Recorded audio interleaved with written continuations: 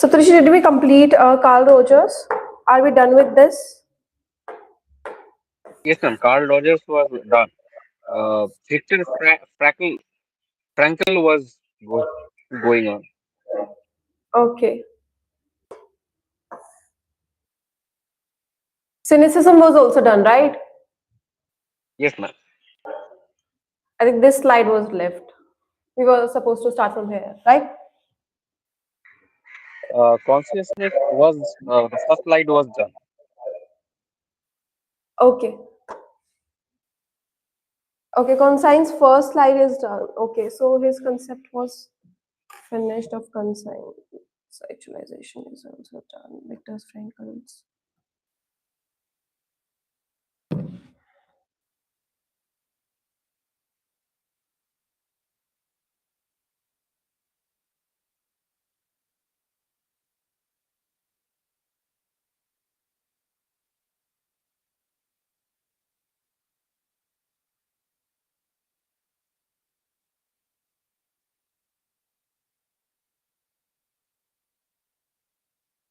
Okay, so from the last class we understood that what it is. So conscience is what? It is basically our inner moral guideline, right? That tells us that what is right and what is wrong, right? What is right or meaningful for us, right? In a particular situation it talks about, right? Yes. Situation, right? Like it differentiates that what is right, what we should do, what we should not do, right?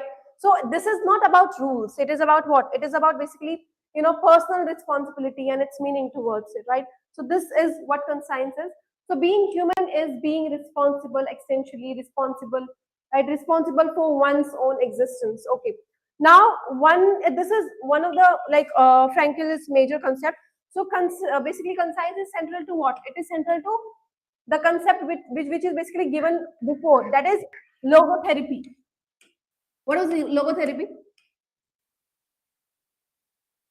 Yes, What ma'am. was Logotherapy is basically yes, ma'am. Logotherapy is just a form of psychotherapy which focus on finding meaning in life as the primary human motivation, even amidst suffering, making so basically in case of sufferings and as well as problems, conflicts, the main purpose is just finding the meaning of life. Because without meaning, the about life becomes empty or valueless. So in this case, he talks about logotherapy actually says that our main purpose of life is to find the meaning of life. exactly. So without conscience we'll not be able to live authentically. We won't be able to take decisions responsibly, right? We won't be acting properly, right? So this is why the humans basically need conscience, right? Then it talks about a sort of what? A sort of unconscious. So what it means, Frankel basically agrees with Freud. What did he say? That much of human's life works unconsciously, right? So but he adds something more new. What did he say? That this unconscious is not instinctual, but it is more moral and it is more spiritual, right? So this is what he Yes. said. Now what basically Freud's unconscious concept was? So Freud basically said that unconscious is instinct, right? It is basically desire, right? This was the concept that was given to us by Freud, right? Then when we Yes. talk about Frankel, what did Frankel say about unconscious? That it is basically conscious. This is oriented towards meaning, right? And what did Freud say? That it is driven by pleasure. So Frankel called this neotic unconscious, right? So this was the difference between these two.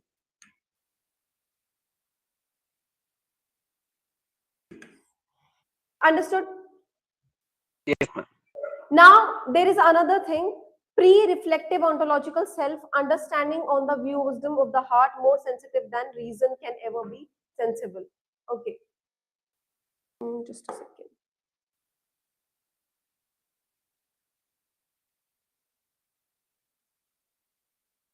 Okay, so basically we understood that it is what makes us truly human, capable of moral choices and responsibility. Conscience is basically what? It is the it is basically the deepest level of being, right? Through only this we analyze things. We try to differentiate between right and wrong. We act responsible, right? So this is basically, our source of personality as well, right? Being true to oneself, not betraying inner values. This is right. So we bring true to oneself, not betraying to inner self. So conscience basically keeps our life, it keeps our life whole and meaningful too.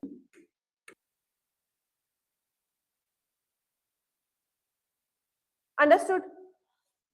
Yes, ma'am. Okay. So now with this, let's move to another thing.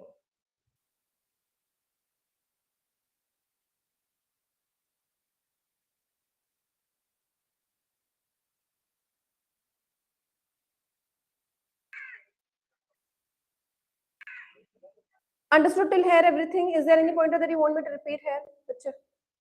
No, ma'am. Understood. Okay.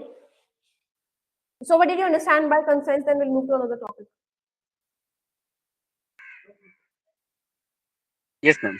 So, Hmm. uh, yes, ma'am. So basically, the key aspect of Viktor Frankl's consciousness is basically it acts as a bridge. It connects individuals to something beyond themselves, like uh, some value meaning. Basically, our consciousness actually moves us toward the meaningfulness, uh, be it unconsciousness or anything. Uh,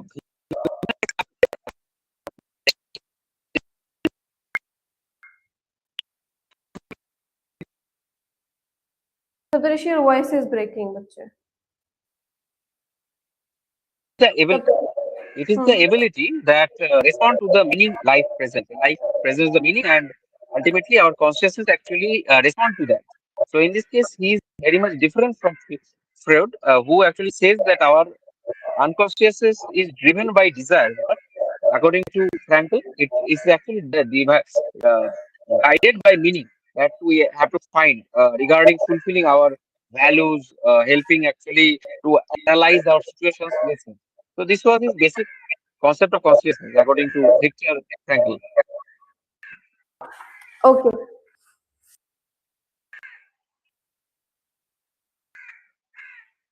So now let's start with another topic of today's, that is psychopathology. What it is? Do you have any idea? No, man. Uh, what I think that it actually talks about mental illness, I think, because the pathology talks about the diseases, how to actually identify the symptoms of various diseases, and psychology comes from the psychic or mental state. So, in this sense, I think in this case, therapists are trying to actually see the symptoms of mental diseases or mental problems. Okay. Yes. So when we talk about psychopathology, so what it is the study of, mental illness, mental problems, right? So the study of mental illness, mental distress, and abnormal maladaptive behavior. Now, this is the study of mental problems, like how they start, how they affect people, and how they can be understood. So it basically deals with mental illness, it deals with emotional suffering, it deals with unhealthy or basically harmful behavior, right? So now this is the study of mental illness, right? This means studying problems like what, like anxiety, depression, right? All of these things, right, are basically discussed here. All the bipolar disorders also, right? And it tries to understand that what the illness is and why it happens, and how it affects thinking, emotions, and our behavior, right? Then basically it talks about mental distress also. So when we talk about mental distress means what? It is deep sadness, it is basically fear, it is stress, right? Inner pain as well, right? So for example, a person who feels empty, right? A person who feels hopeless, or extremely anxious, even without a clear reason. So not all distress is illness, but it still needs, it needs understanding, right? So all these comes under what? All these comes under mental distress. Now, another thing is abnormal, maladaptive behavior. So abnormal means, what is abnormal? Not usual. Abnormally, okay. Right? So this is abnormal, right? Now, what is maladaptive? What is maladaptive? I I think it is not flexible enough, I think not adaptive enough regarding various situations. So in this case, someone might get triggered because of the surroundings is not up to him or something like that. Yes. So this is a behavior, basically behavior that harms the other, right? So that is maladaptive behavior. Got it? Yes, ma'am. Okay. Now, when we talk about this, what kind of examples do we have in this? We have extreme aggression also, right? We have all the Yes, self-harm ma'am. also, right? If someone tries to harm themselves, right? All these comes under what? All these comes under maladaptive, right? Addiction, behavior basically that stops a person from, living normally, right? All these things are there. Got it? What is abnormal? Yes, ma'am. Now, let's understand that why the word pathology is used here. So, pathology is what? It is the study of disease. Study of disease. Got it? Yes, ma'am. Now, there is a difference between psychopathology and abnormal psychology. So, what is psychopathology? Psychopathology is a medical approach, right?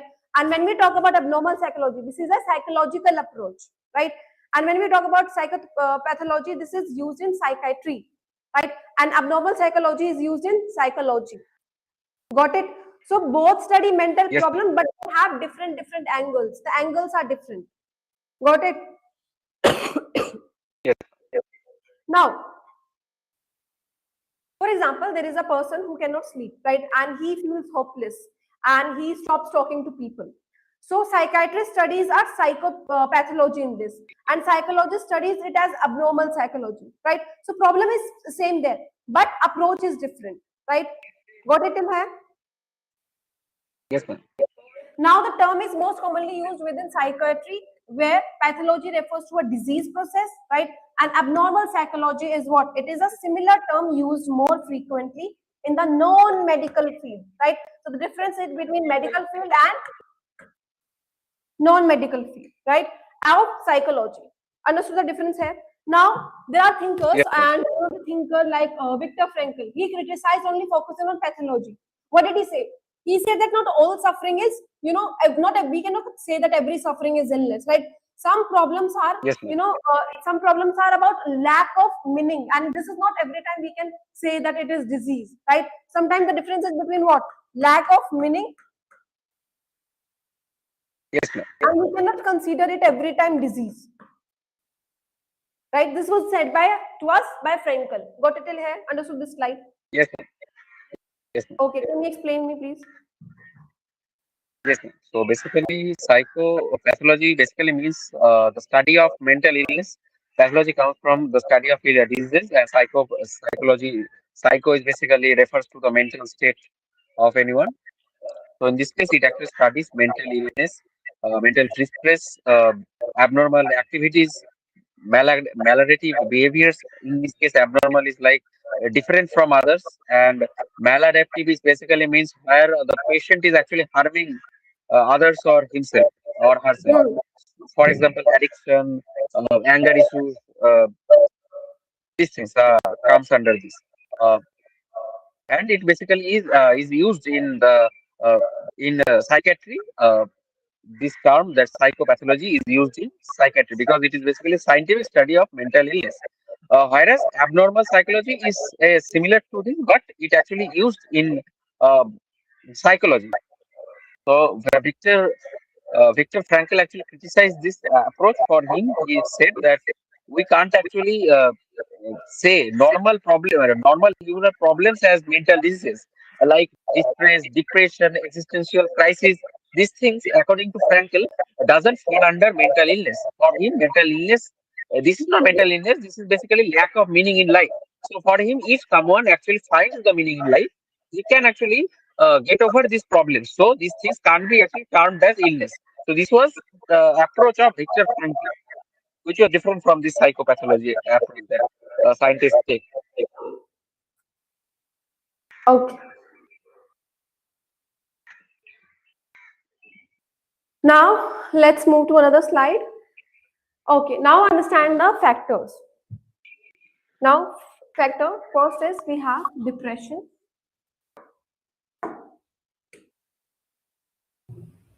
So, founded in vital law, a dimension of physical energy on the psychological level. He relates depression to the feeling of inadequacy we feel when we are confronted by tasks that are beyond our capacities, physical or mental. Okay, so when we talk about this, now this is basically trying to explain us that why basically depression are happening, right? So now here is a word basically vital law. What this means? Do you have any idea what vital law is? What is it? I think vital low is basically when our mental state is so down that we don't want to do anything like that, something. Vital law is basically very low energy, right? So the person here feels what? Physically tired and basically weak, no motivation is there, and even small tasks they also feel very exhausting, right? And this is basically we have word of vital low. So depression is not only in the mind, the body is also very drained. Understood. So next is basically psychological energy, psychological level. Now what is psychological level? So it means you have this feeling of inadequacy,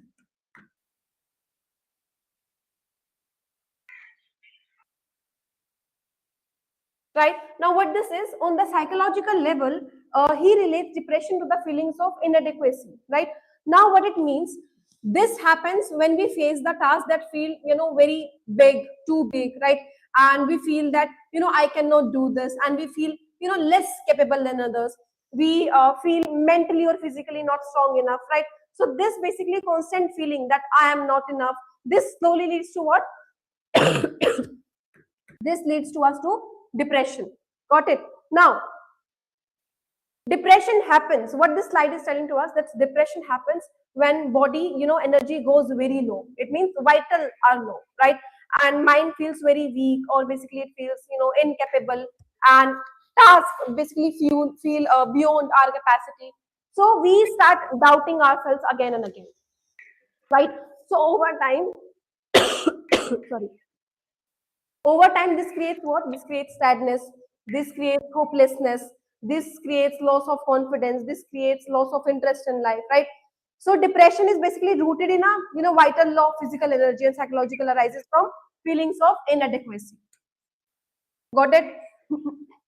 Yes, ma'am. It's okay, Srinidhi. How are you? I'm fine, ma'am. Understood this slide? Saptarishi understood? Yes, ma'am. Yes, ma'am. Okay, can you explain it to me? Yes, ma'am. Depression is basically is a situation where our moral gets so down, we feel so much drained, our energy level feels drained, our body feels drained, and it is basically uh, the it feels like that our physical energy is very much sucked out of our body. This is the symptoms of this depression. In this, on the psychological aspect, it basically uh, goes to it actually in a state where we actually feel loss of confidence, loss of expectations, loss of energy. We don't have any expectations from our life. We feel so down. So these things are psychological aspect that we go through. We don't feel motivated enough to do some works. We uh, we are not confident about ourselves, and we feel like that tasks that on our hand are beyond our capacities, physical or mental. So these things are some symptoms of depression. Okay. Srinidhi understood. Should I repeat it again? Yes, ma'am. This slide I understood. Who are we talking about, ma'am, here? So we are basically trying to understand what psychopathology is, right? And before this, we understood what mental illness is, right? And why we are like studying it, and what is the difference between abnormal psychology, right, and pathology. So all these things have discussed, right? So we are not discussing about anyone. We are discussing the general meaning of it. Okay? And we are Yes, ma'am. discussing its relevance with Frankel. What did he say? So we have understood what basically psychology is, right? The basic meaning of it. And then we are trying to understand the concept by Frankel. Got it? Yes, ma'am. Okay.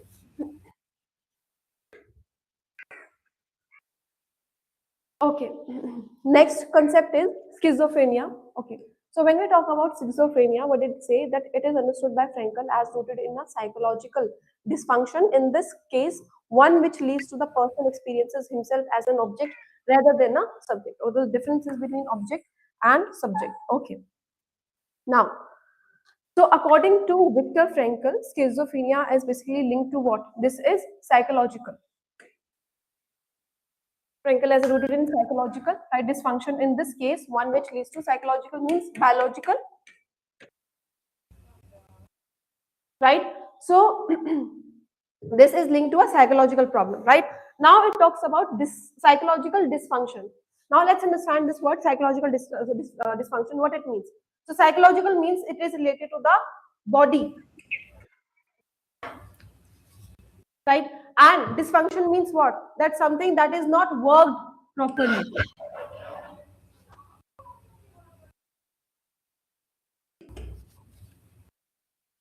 Now try to connect it. Psychological dysfunction. So what we understood that schizophrenia basically begins when brain functioning is disturbed, when it is not working properly, right? Now next in this case, one which leads to the person experiencing himself as an object rather than a subject. So basically person experiences himself as an object, right? We experience ourselves as subject, right? Like I think, I choose, I eat, I come to the class, I'm giving UPSC, right? So this is called what? This is subject, right? But when this is happening to us, we start treating ourselves as object. In schizophrenia, basically the person feels like an object, right?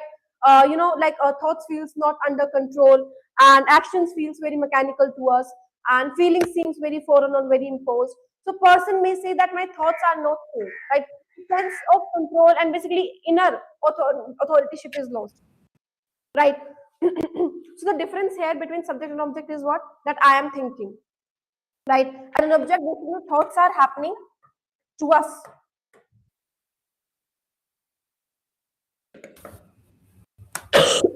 Got it? Yes, ma'am. Okay.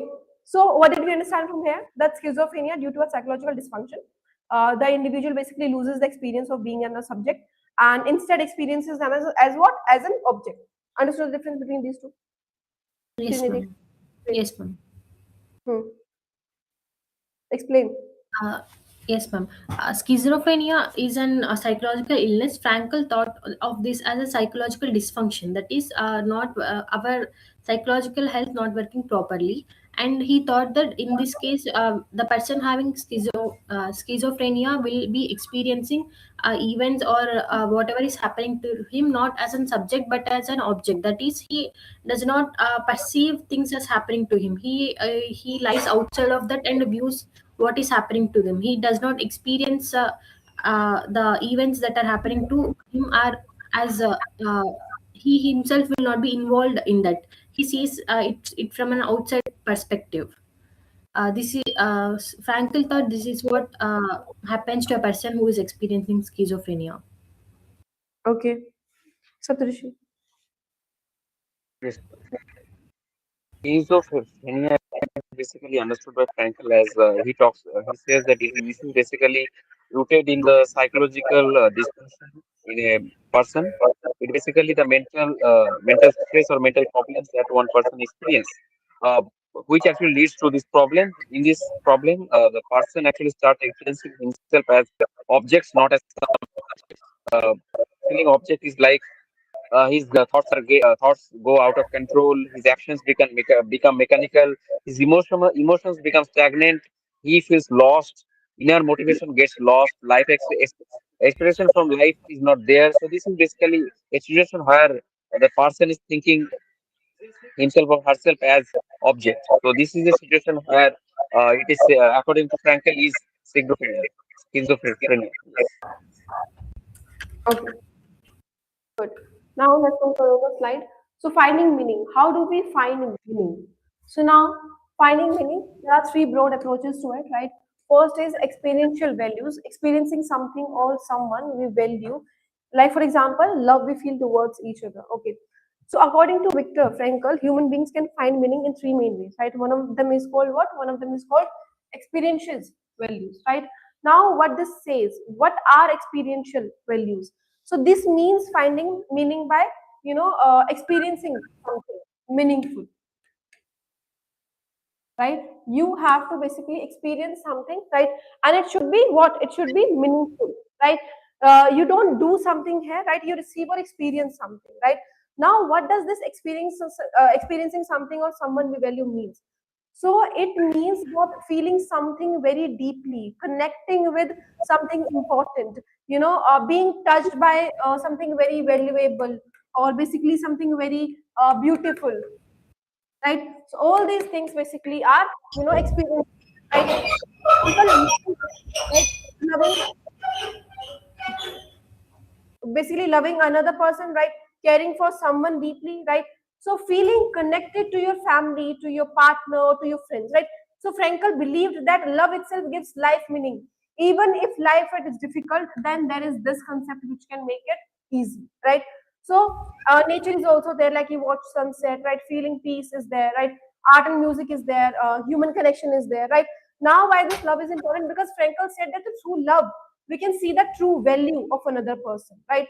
Because it helps us, feel connected, and it basically helps us feel less alone and feel that life is worth living, right? So experiential values means finding meaning by feeling love, beauty, or deep connection in life. Got it till here? Yes, ma'am. Okay. Yes, ma'am. Now, next is creative value. So creative value means doing a deed. Traditional existential idea of providing oneself within the meaning by becoming involved in one's projects or better in the project of one's own life. Right? For example, music writing and invention. So what are creative values? So creative values means finding meanings by doing something. Right? You are not just feeling, you are not just experiencing, but you are, doing, you are basically creating, right? You are basically being creative, right? And you are basically experiencing. है So doing a deed is basically doing work, creating something, more new, and contributing something to the world, taking responsibility for your life, right? Then it talks about oneself with becoming involved in one's project. Now, this project of one's own life means Frankel basically believe that your life itself is what? It is a project.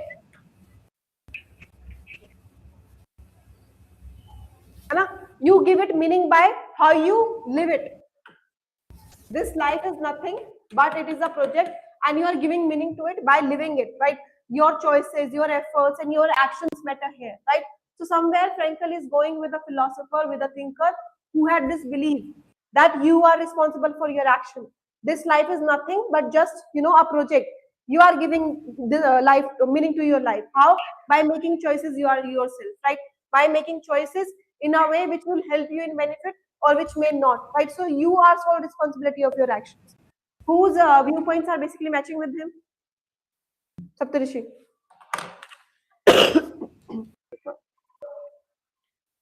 Mm, uh,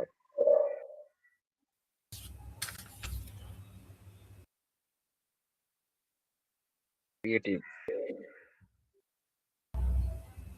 Whose ideas? Maslow actually talks about how In the last class also I talked about him, the person yes, who basically says that. Maslow actually said about creative ideas. Okay, yes. So what did he say? That we are the responsible, right? So somewhere his viewpoints are matching him, right? Now, Yes, ma'am. there are examples given to us, like music is there, writing is there, invention is there, right? So music means composing music, singing, right, writing, these inventions, right, teaching students. So basically these are, tells us that meaning is basically found by these things, right? Okay, got it in here? Yes, ma'am. Okay, let's move to third approach of his. which is attitudinal values. This include what? This includes virtues, right? Such as compassion is there, bravery is there, a good sense of humor is there, and basically all those things. For example, achieving meaning by way of suffering. Okay, now what it explains. So Frankel, he basically says that attitudinal values are the third way to find meaning in life, right? Now, what this is, what are attitudinal values? These are basically attitude, basically mindset it talks about. The choices that we make, right? So now, okay, what is the difference between, if you are talking about this, what is the difference between attitude and aptitude? What is the difference between these two terms? What is it? Attitude basically doing something, actually getting involved. And attitude basically is a mental state. This is the basic Uh, wait a minute, difference. wait. Attitude is what? Attitude is mental state. Mental state. Okay. And aptitude is active. I mean, in this case, people persons are active toward doing something or fulfilling a work.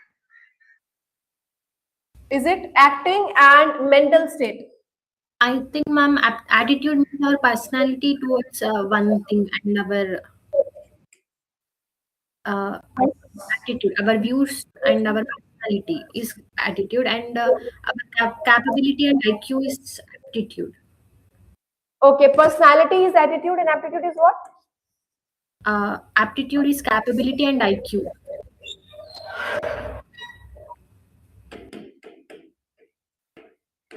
Exactly. So when we talk about attitude, attitude is basically your doing, decision making, right? And aptitude is basically knowledge, right? And this is basically dependent on this, right? Knowledge, sorry, attitude is basically dependent on aptitude, right? One can have good knowledge, right? But still, his attitude will decide that what that basically knowledge is, like where that knowledge should be used, right? If that knowledge will be used in a positive term or negative term, right? So this is the dependency that he have. You'll read it in ethics also. Okay. Now, let's understand. Okay. Now, what did he say? That attitude, basically mindset we choose, right? When we cannot change a painful situation, right? This is the attitudinal values we have, right? The attitude, that is mindset we chose, right? Now, when do these attitudinal values becomes important to us? So they become important when we are, when we are suffering or when we are in pain, right? Then basically these things are, these things becomes very important. In illness it becomes important, in failure it becomes important, right? We cannot escape or change the situation, right? And in such cases we cannot change events as well, right? But we can change one thing, that is what? That is attitude, right? The way we behave, right? The way we reflect to that situation, right? The way we present ourselves to that scenario, right? That could be changed. Understood till here? Ma'am, Yes, ma'am. I don't understand. Achieving meaning by way of suffering means Sorry? this statement in the line example, achieving meaning by way of suffering means. We are coming there, bache. Let's finish these 2-3 lines and then we'll come to the examples. Yes, ma'am. Okay, so then basically I hope we understood that why these values becomes important, right? And when these values become important, right? So now virtues included in attitudinal values. Now what means? These are basically inner qualities, right? For example, compassion is there, right? Our behavior, how basically we are reflecting to that behavior, how we are presenting ourselves to that behavior, right? Basically bravery is also there, good sense of humor is there, right? You are laughing even when you are in a difficult situation, right? Patience is there,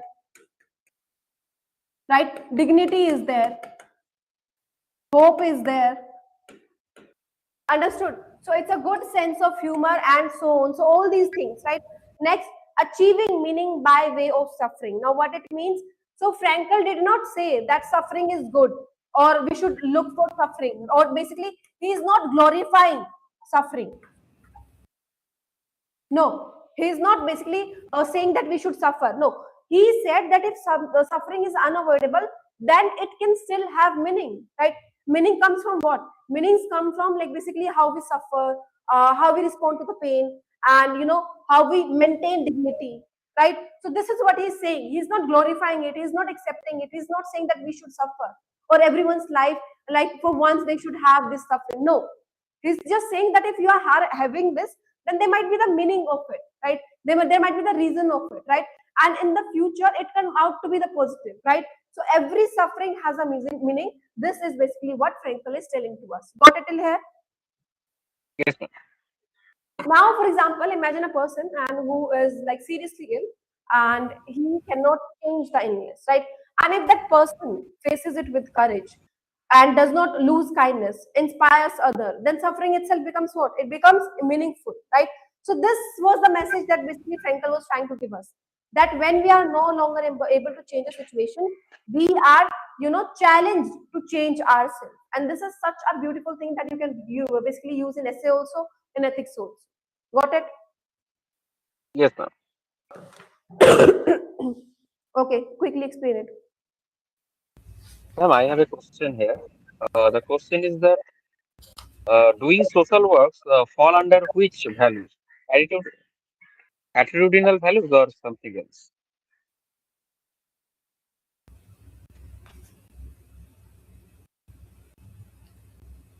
Okay. Oh, what was the last line you said? The I said that why what does I mean in which value does doing social work falls under? Sorry, in which help? In which values, like attitudinal values or creative values? I mean, in which values does doing social work falls under?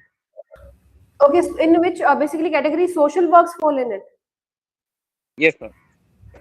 Okay, Srinidhi, would you like to answer it? Then I'll explain it. Yes, ma'am. I think it falls in attitudinal values because we see doing social work as an act of virtue. Hmm. So, because maybe it is seen as serving the generally during social work we help poor or we help who are underprivileged. So, as it can be seen as an act of compassion. So, it comes under virtue. So, attitudinal value. Okay, so according to me, social works mainly falls under the category of creative values. Why creative values? Because according to Viktor Frankl, creative values means what? This means finding meaning doing something, right? By contributing to the society, and by work, by service, we can help others. So this basically will fall under creative values. Yes, ma'am. Okay, so this falls in creative values because social works involves what? It involves basically helping people, working for society, taking action to reduce suffering, right? So it is a deed, it is an activity, it is basically an contribution, right? So this will fall under creative values where basically we are helping people, right? We are thinking about the society, right? Now, basically, when we talk about attitudinal values, right? Social work can, it can also include attitudinal values also, right? As I think that's what you said, Srinidhi, right, Bache? Yes, ma'am. Yes, so somewhere it can like fall in attitudinal values also, but in specific situation it will fall, right? So when we talk about a social worker cannot change the suffering completely, right? Resources are basically limited there, right? So the problem is very deep. Poverty is there, illness is there, injustice is there. So yes, the person's continuous helping.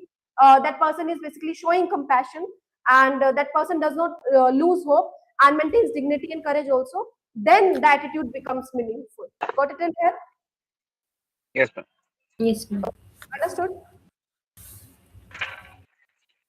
Now repeat. Explain, please. Yes, ma'am. So in this case, we are finding the various meaning, finding the meaning of life through various values or approach. In this case, actually talks about three approaches like experiment. experiential values. Like in this case, it is basically experiencing something or someone which we value. In this case, we are experiencing something valuable or beautiful, like seeing a beautiful scenery, or actually seeing something beautiful things before us, or actually feeling compassion, brotherhood with our friends. These things are comes under these values. Then there's creative values, which is basically talking about doing some deeds. Um, it basically talks about how we can gather meaning in our life through doing some projects, or doing something for our own life. In this case, our life is actually uh, considered as a project. In this case, for example, we can talk about music, writing, inventions, social works that we can do. So these things come under creative values. And then the attitudinal values actually talks about various virtues: compassion, bravery, a sense of humor, uh, behavior, patience, dignity, hope. Things are talked about in attitudinal values. Attitudinal values is basically a mental state, where we talk about. In this case, we can actually, for example, we can talk about sufferings. Like sufferings is not always negative. From suffering, also we can gather some positive things, which actually later on influence us as well as inspire uh, people around us. So in this case, this is also a value that we can gather from also suffering. So these are three values that were still talked about by Victor Frankl. Okay. Next. Finding meaning. We are speaking about Viktor Frankl's theory of finding meaning in life. He says that there are three broad approaches for this finding meaning in life. First one is experiencing values. He says that by experiencing something or someone we value, some situation we value, we can experience values and find meaning from it. For example, the love we feel towards someone, or some situation, some scenario we have seen that has deeply touched us or deeply affected us. This gives some meaning in our life. And he says that creative values also give meaning to life. Creative values, he means that we can do some activities that gives us some motivation, some inspiration, and meaning. For example, we may be deeply involved in music or painting or invention, and by all these things we can find meaning in our life, and we can make something meaningful out of our life by doing these some activities. And the third one is attitudinal values. These attitudinal values include our qualities, inner qualities such as compassion and bravery, righteousness, dignity, hope. All these good qualities are seen as virtues, and we can derive some meaning in our life through these virtues. He says that he does not glorify suffering, but he says that when suffering is inevitable, the way we respond to suffering and the way how we cause this suffering, it can be seen as from that we can derive some meaning in life. Okay, perfect. Now let's move to another slide. Ma'am, I have one doubt here. Which Viktor Frankl says that his therapy is based on finding meaning in life. So, towards these two cases, we saw depression and schizophrenia. Does he say that these can be cured through his therapy? not cure, but he says that once we'll able to find the meaning in life, right? So somewhere we'll find peace also, right? If we are like talking about philosophy, right? So when we talk about cure, there is no cure to anything. Everything is in mind. When we are like connecting psychology and philosophy together, everything is in mind, right? So what he said in the starting only, I told you that once we'll have meaning in life, then eventually and basically like coming to the meaning of life, we'll understand that there was no problem at all, right? So once you'll divert yourself with that situation, with that problem, you'll understand what the core issue was, right? The core issue is nothing but you have to find the meaning in life. Got it? Yes, ma'am. So he says that these conditions such as depression and the schizophrenia can be better, the condition will be better by doing this therapy. By doing by finding the meaning of life and by analyzing it, right? Understanding the core issue rules. Okay, understood in here. Yes, ma'am. Okay. Yes, sir. let's move to another thing, that is basic principles. So current and future welfare of students, right? Worth and rights of the individuals, openness, honesty and selflessness, altruisms, and competition for academic success. Now, so what it talks about, that students should be, helped now and also prepared for the, future life, right? So what it means, that education should not only for help student pass exam today, and but it also should be there to help them, because they will help to become, good humans, responsible citizens and capable professionals in the future, right? So teaching ethics, teaching life skills and teaching critical thinking, right? Not only, rote learning should be there, right? We should basically understand the real meaning by understanding ethics, by understanding the meaning of it, right? So this is what it says. Then worth and rights of the individuals. Now what it means, that every student is valuable and that basically deserves what? That person, that student basically deserves respect, right? And no matter that how much marks that person, the student is getting, or what background he is coming from, what is his caste, what is his gender, about economic status, right? So each student matter as human beings, not just as a roll number, right? No discrimination, no humiliation, and no listening to students' voices should be there. Understood? Yes, Now next, yes, ma'am. openness, honesty, selflessness, and altruism. Now what it means? This means that, basically openness is what? Being, ready to listen. And not only that, ready to change yourself also. You don't have to be rigid,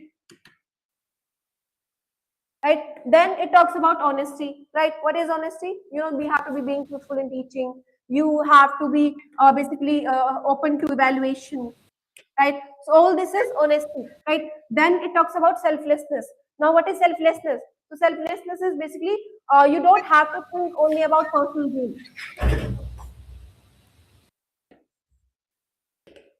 right? Then it talks about altruism. Now what is altruism? So it means caring for others, well-being should also be there.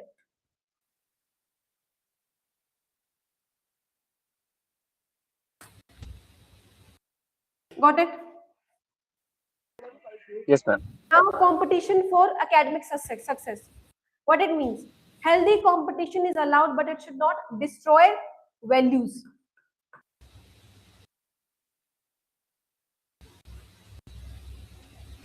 right? You should know the differentiation between right and wrong, right? You should understand the differentiating between bad and, good things.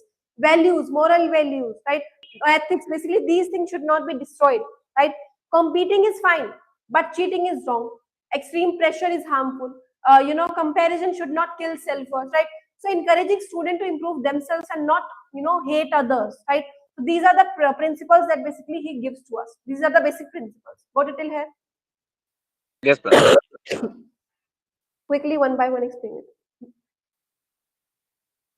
Uh, so in this case, Frankel actually talks about various basic principles that one have to follow.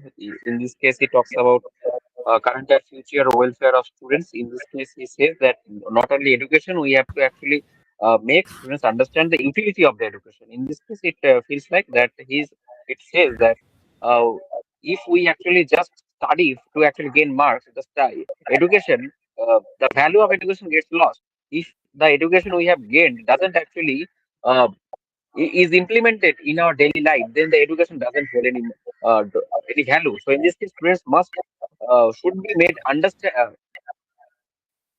Students should be made students should be made to actually understand the utility of the education that they are gaining. They should not only just memorizing facts and giving exams. They should actually utilize and understand the fundamental uh, truth of this education, the knowledge that they are gaining. This was one of his principles. Then comes the worth and rights of the individuals. In this case, he talks about self-respect as well as respect for others. In this case, when we are actually gaining education or anything, we actually have to learn to actually respect others. Uh, as they are, in this case only, others will also respect us. So in this case, individual rights are being talked about. how we can actually maintain the rights of others as well as our own rights. Then it talks about openness, honesty, selflessness, and altruism. In this case, openness is basically being transparent with others, being honest, not saying true, not saying lies, saying speaking truth. Then one must be selfless. One must not always only think about themselves only. And altruism basically means like caring for others. Students as well as people should actually care for others and do work for others. And also he talks about competition for academic success. In this case, he talks about healthy competition. And healthy competition that does not destroy the value of education. So in this case, he says that competition is okay because it actually helps students grow, but cheating or doing something wrong is not right. So in these are four basic principles according to Victor Frankl. Okay, next. uh, the Viktor Frankl proposed some basic principles that should be followed for the welfare of society and for finding meaning in life. According to him, these basic principles are one is the current and future welfare of students. When education is being given to students, one must always concentrate on current and future welfare of students also, not just making them learn so as to attend exams correctly or so as to perform better in present, but also it should also lead to future welfare of students. That is, this education should help them move forward as a positive citizen in the future, and also it should contribute to making him a healthy citizen and a healthy individual in the future.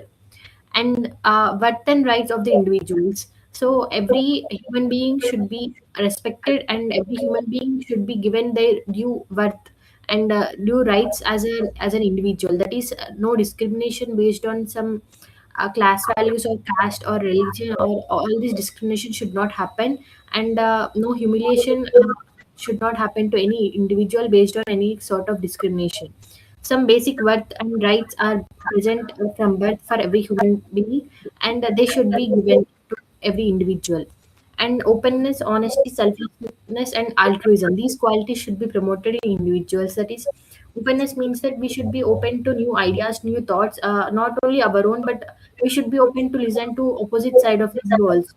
We should not be rigid. And in honesty, by honesty we mean that we should not just we should not lie, we should be honest in our daily lives. And by selflessness, we should not just hope for a personal gain in everything. Sometimes we have to care for others also. We have to be selfless when it is for the greater good of the society. And altruism means that not caring about personal comfort and personal gain, we should help others out of genuine concern.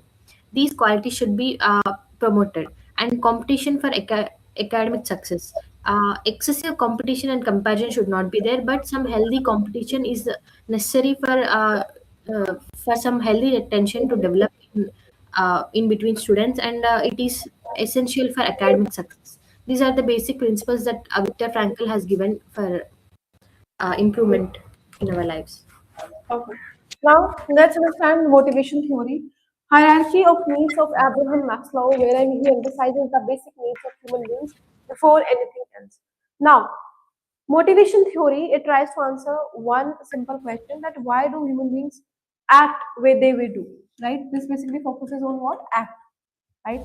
It basically asks the question that, what pushes them to study, work, and basically to love and to help, or maybe to improve, right? Now, it talks about hierarchy of needs, right? Now, what this is hierarchy of needs, that is given to us by Abraham Maslow. So according to Abraham Maslow, human motivations work step by step, right? It works like a, ladder, right? There are steps that the way it works, right? So people first try to satisfy basic needs, right? And only then they move to, higher needs. So first they focus on what? Basic needs, and then they move what? They basically move towards higher needs, right? So what it says that, there are order of needs, right? first we have, psychological need is there, right? Like food, water, sleep, right?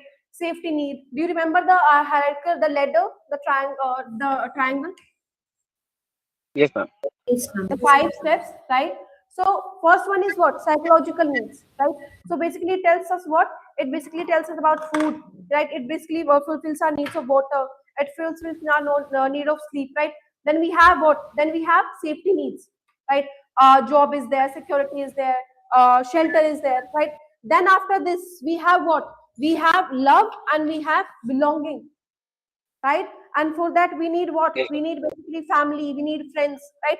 Then we have esteem, respect is there, confidence is there, recognition is there, right? Then basically we have, after that, last is self actualization, right? What is self actualization? Where we are basically understanding that the best version of like oneself we are becoming, right? So for example, a hungry student, right, that he cannot focus on philosophy or creativity, right? So first what do you need? What we need? Food, and we need safety. When our mind is stable, when our mind is focused, right, the psychological reason, only then we'll be able to focus the other steps, right? Then it talks about actualization tendency of Carl Rogers, wherein he sees human beings functioning as a whole and not just a part of it. Now, actualization tendency given by what? By whom? Carl Rogers. What did he say? So every human being has, one natural force. What is it? One natural force. So there is a desire to grow, there is a desire to improve, there is a desire to become better, right? So humans are not broken machines, or they are just controlled by instincts, right? We are, you and I, everyone is functioning as a whole person. Body is there, mind is there, emotions are there, values are there, right? Now what this functioning as a whole means, what this is, this means that you cannot understand a person by understanding their behavior only, or understanding their brain only, or their childhood trauma only, right? Like most of the psychologists believe, right, that if you want to understand that person, go with the childhood memory of theirs, right? Whatever trauma they have faced in childhood, and then you'll understand it. But no, according to Frankel, you need other patterns also, you need other things as well, right? So you must see the entire human being, right? If a student wants to learn, if he wants to express ideas, choose their path, become meaningful, so this desire come naturally, not because someone forces them, right? So what Roger is basically telling us, that human naturally move towards growth and fulfillment, right? This is the idea that he basically tells us, that human is moving towards growth and fulfillment naturally. Got it? yes, ma'am. Okay, quickly.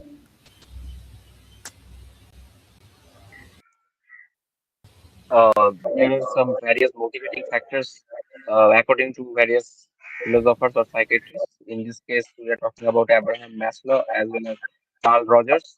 According to Maslow, he talks about hierarchy of needs. In this case, it is like a ladder. Our needs are like ladder, never fulfilling. In this case, he talks about it is a pyramid given by Maslow. In this case, he first talks about psychological needs, then safety needs, then belonging, love needs, and esteem needs, as well as self-actualization. In this case, he says that uh, level by level or stage by stage, our motivation gets the source of our motivation gets changed. Uh, in first case, psychological needs are there, then safety needs are there, then belonging or love is there, as well as then the other things come, and ultimately we are going towards self-actualization. Um, as and Carl Rogers, according to Carl Rogers, he gave actualization tendency. In this case, he says that it is basically the innate universal drive that all living organisms have to actually maintain, enhance, and fulfill their full potential for growth, development, and self-preservation, pushing them toward uh, self-actualization that they all are moving toward to. So in this case, the fundamental motivation is basically person-centered therapy. He talks about person-centered therapy, where therapists are just guide, while the person is actually understanding his own potential and actually working toward self-actualization or fulfilling his full desire, potential. So this was the motivating factor for, according to Carl Rogers. So these are two motivating factors according to Maslow and as well as Carl Rogers. Okay, perfect. Next. Yes, ma'am. In this motivation theory, we are speaking about two thinkers. One is Maslow. Maslow says that every human being is motivated. Every human being has some needs, and these needs are the motivating force for them to act towards. They fulfilling these needs is the motivation every human has, and they work towards it. He says that there is a hierarchy of needs in these needs that only when these first step of these needs is satisfied, then we go towards the next towards working towards the satisfaction of next step. According to him, he says that physiological needs come first. Only when these physiological needs are satisfied do we go towards another step. Next comes safety needs. Our sense of safety is satisfied, then we look towards sense of belonging, love, and being part of the community. When this is achieved, when this need is achieved, then we look towards self-esteem and carving ourselves a position in that community. And then after the self-esteem need is also satisfied, then we look towards self-actualization. What that is we According to him, we ask questions of ourselves: what exactly am I happy about? Or these sort of philosophical questions we ask in self actualization need. And he says that according to Maslow, every human being works forward or acts towards the fulfillment of these needs. The motivation of every human being is these needs. And next comes Carl Rogers' actualization tendency. Carl Rogers says that he sees every human beings as they function as a whole, not just some part of human works towards something and some other part works towards nothing. No, he sees that every organism, every human being works as a whole, and this whole function, they develop towards developing their full potential to the fullest. Every human being has a natural tendency to fulfill his potentials to the fullest.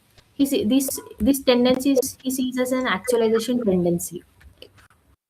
That's it, ma'am. Now, the last view of nature. So, what it says that humanism view human beings as naturally good and healthy. Now, what is humanism? What is it?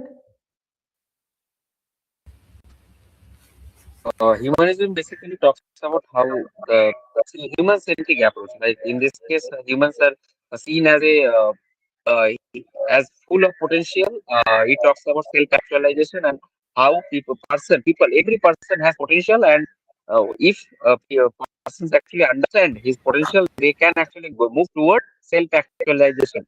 So, in this case, this is the basic concept of humanism. So, when we talk about humanism, this talks about growth of humans, right? This talks about dignity, right? This talks about worth also, right? So humanism views human beings as naturally good and healthy. So this we have understood and read before also, that humanist believes that people are not born bad or evil, right? Humans naturally wants to grow, right?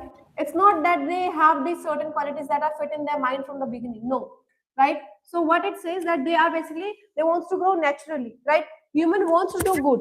Mental health is the normal condition, right? This is the believing of humanists, right? Problems like crime or mental illness are seen basically they are seen results of bad environment and lack of love and basically meaning of life, right? Environment.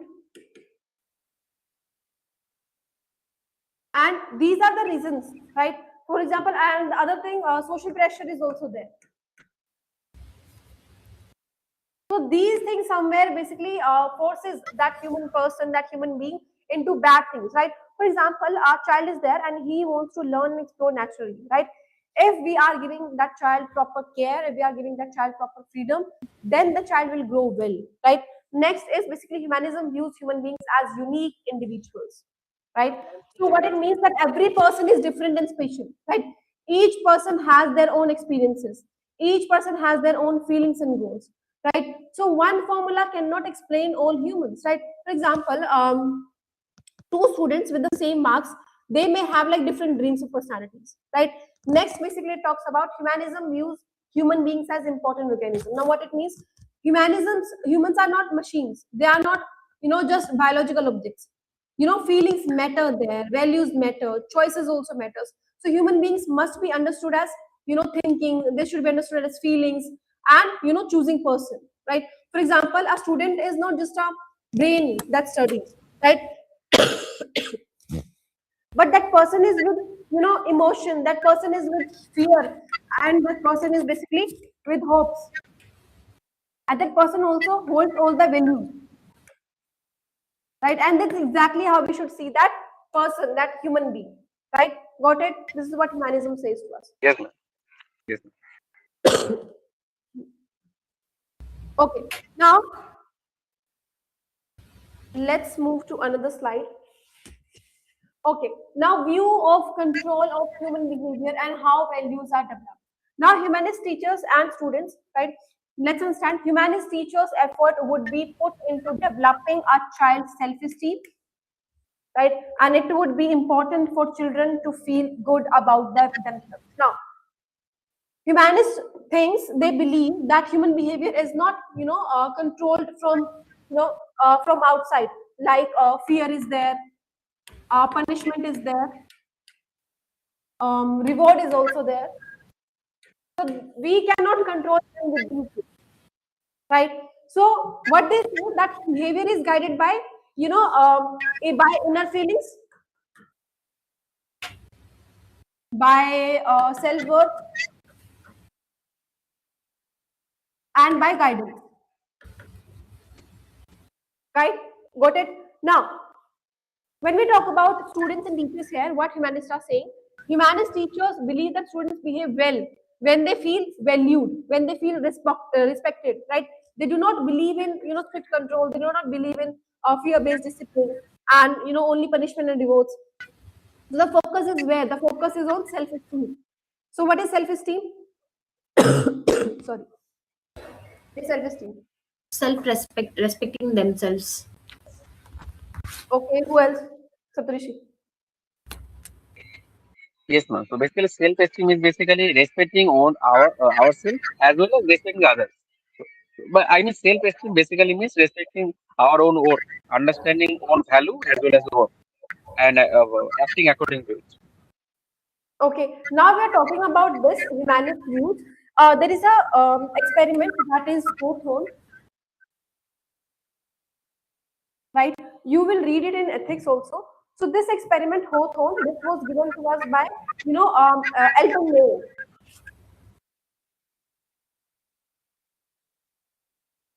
Now, what did Elton Mayo do? So what he did, he basically was in a factory, and what he did, he, raised the light, right? Now, by light, what basically it stands for resources, right? So he saw that if the production is basically rising or not, right? When he did that, he noticed that there was no change in production, right? Apart from this, the second thing that he did was he basically changed the working hours, right? He basically gave working hours, he basically exceeded the working hours. And then he saw that there was no change in the production still, right? Then he basically changed the timings also. And then he saw that there was still no change in the production. But the fourth thing that basically he did, and he saw the changes in the production, was basically he recognized workers. He gave them emotional touch to those workers. He gave them recognition, right? He basically made them saw, like in front of everyone, right? So this experiment showed that this is the concept of emotional intelligence. In EI, you will learn it. So this is a concept that basically was given to us, Mayo, that recognition in society is very much important. We are like humans, and humans want some recognition. Humans want place. This is why we are divided in community. This is why we are divided in religion. This is why we are divided in region as well, right? So this experiment tells us that how much, recognition we want. We want people to know us. We want everyone to recognize our efforts, right? So somewhere this is matching with humanist also, the perspective also, that humans want recognition, right? So this was the experiment that was done by Mayo. Got it? Yes. And that's exactly what basically teachers should do, right? That's exactly what basically teachers should focus on, right? They should not do strict control. They should not like their activity should not be based on fear-based discipline, and they should not be dependent on only punishment and rewards, right? So focus should be on self-esteem. It means that basically it means that you have to feel good about oneself, right? Feeling of worthy and acceptable, right? So humanist teachers try to build confidence in those kids, right? Encourage self-expression, accept mistakes as a part of learning, right? And this is why self-esteem is very important. When children they get respect, when basically they feel safe, they feel accepted, then they develop what? They develop positive values naturally, like honesty, responsibility, cooperation, and respect for others, right? So non-humanist approach, when we talk about this, teacher shames the student for wrong answer, right? And what will be humanist approach? Teachers encourages effort, and that teacher will say that it's okay to make mistakes, and you will basically achieve things after also, right? So student gains confidence and they learns better with it. Got it? Now let's understand that how these values can be developed.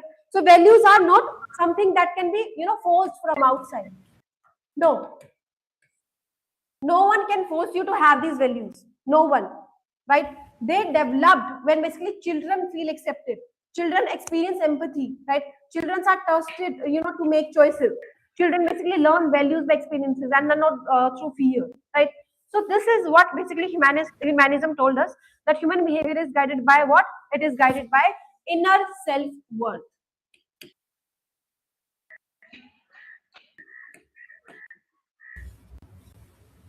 Understood? Yes, ma'am. Yes, ma'am. One by one. So in this case, the relationship between teachers and students in humanism is being talked about. In this case, it is said an humanist teacher, if humanist teacher should always uh, give importance to the development of the student's self-esteem. In this case, we are moving away from punishments, uh, rejecting the doubts of the child as well as the student. In this case, this we move away from these things and move toward is development of the development of the student as well as the mental growth of the child. In this case, the teacher actually develops the self-esteem of the child. In this case, it is like respecting oneself and understanding own potential that every child has from birth. So, in this case, teacher would help the child to actually understand his own worth or value, to actually work towards fulfilling his potential.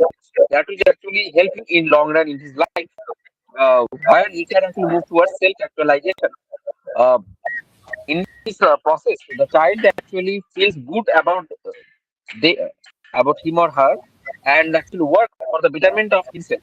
Uh, the student is guided with his inner self, that is within himself or herself. Okay. Yes. Yes, ma'am. We are discussing about humanist teachers and the interaction between humanist teachers and humanist students.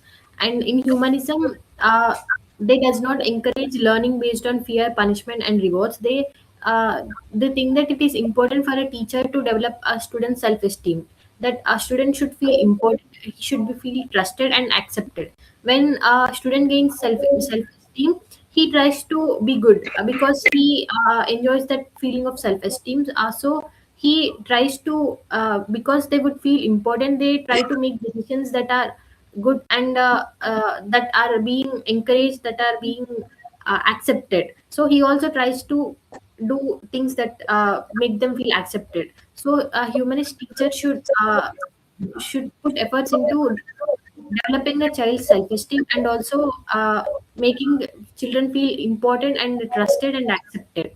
And humanists also say that they does not believe that values can be taught using force. One cannot force a person to have values. These values should be developed by experiencing by themselves. When a child experiences compassion, when he himself has uh, a choice to make his own choices, by experiencing all these values only, they develop their values firmly. These values cannot be just taught or forced into them. So by using this method, humanists believe that it is more effective using fear, punishment, and rewards to teach them. Okay, perfect. Very good. So we with this we have completed humanism, right? And after this will be uh, tomorrow only we'll do multiculturalism, right? And after completing humanism, multiculturalism, and secularism, all these three topics, right? Will I'll take the MCQ then, right? After completing it all, is it okay with you, or should I like do it like one by one? How do you want me to do? Uh, it should be better if all is combined, ma'am. We can see Huh? how. Yes, so we'll do it like by combining. So after this, we'll be doing multiculturalism, right? And after multiculturalism, we'll be doing secularism. Got it? So as I said before, also we'll be like doing it very deeply. As eventually you'll be reading in ethics also, the whole concept will be there, right? And in polity also, you'll be reading these concepts. So this is why I just want to do it in a proper way without moving in haste. Got it? Ma'am, I think we Yes. have discussed nationalism before previously. Hmm. So I saw a question that their Hmm. patriotism and nationalism are different. What is the difference? I did not understand. Both So are. if you would like to answer it, then I'll give the example and explain. Uh, well, patriotism is basically like working for the uh, what should I say? It's like fighting for a country's rights. Actually, promoting a country more aggressively. That is patriotism, I think, or working toward the betterment of the country. Nationalism is basically like respecting our symbols, respecting our country, uh, promoting national culture, the cultures of the nation. This is nationalism, and patriotism is basically like uh, more active version of nationalism. I think so. Okay, so when we talk about patriotism, what it means, love for your country is there, right? You feel proud of it, you want to help it grow, but you don't think your country is better than others, right? For example, you feel happy when your country wins a sport match, or you help clean your city because you love your country, right? So it means what that love and pride without thinking your country is superior, right? What is nationalism? Nationalism is feeling that your country is the best, right? And it is the most important. And sometimes it can make people think that other countries are bad, or they are like, they are inferior, right? So our country is the best country and others are wrong. This is the thinking that we have, right? And we might not respect other countries' opinion, right? So believing that your other country is above other countries, right? And ignoring their ideas, ignoring others, right? So this is the basically, difference. So patriot is when you are thinking about your country, right? And basically nationalism is when you're thinking about your country, but then you're comparing it with other countries and you are somewhere, degrading them, right? So this is the difference between, you think that your country is above any other country that is basically in this world. Got it? Got Yes, it, ma'am. but So nationalism is somewhat of a negative version then. we cannot call it like as a whole negative, but somewhere yes, because looking at the scenarios, right? Have you ever seen anyone saying that nationalism is like this is something that we should not have? But ma'am, I don't remember nationalism, but I read some text. It was there in some NCRT. When we Uh, talk about definition okay, definition of a nation. so when we talk What? about nationalism, there will be positive side of this and there will be negative side also. So when we talk about nationalism, we feel proud of your country. Like we also like work to make it more better, right? Better than other countries. So this is the positive side. Negative side will be what? The thinking that our other countries are basically they are not responsible. You are blaming other countries or people, and when basically they are migrating, right? And basically they are living here, so this will basically lead to unfair treatment as well, right? So these are the negative side, but yes, Ma'am, positive side is also there. Yes, but ma'am, I have read somewhat different about nationalism. That is, there is a very famous speech that is given in some NCRT history. What is a nation speech is there? That there nation is explained as having some shared cultures and having some glorious shared past histories and looking towards shared future. This all these are seen as a symbols of nation. All these qualities should be there to form a nation, and such nation formed and going towards that is some these ideas culminate and become nationalism. That's what I read. Naturalism involved these things, bache. Like shared culture is there, that like people feel connected because of common language, traditions, festivals and arts. Like you said, shared history also. So people remember the struggle, achievement, and basically the heroes of their countries, right? And as Yes, you said, ma'am. looking for the future, they wanted the country to grow. They wanted the country to become strong and basically improve for the next generation. So nationalism can be about shared culture also, history also, and future visions also, right? But the difference between patriotism is something that nationalism also includes thinking that our country is better than others, right? Which can be negative also, as we have discussed about it. Okay? Yes, ma'am. So with this, we'll end today's class. Thank you, ma'am. Ma'am, I just want to say that from yesterday onwards, I might be little bit late in the class. I mean, 10 or 15 minutes late for some days. Okay, 15 minutes. 10 to 15, I think I shall be in the class. Okay, Within got 10, it. I can strike within 10. Got it. Thank you, Bachu. Yes, ma'am. Thank you.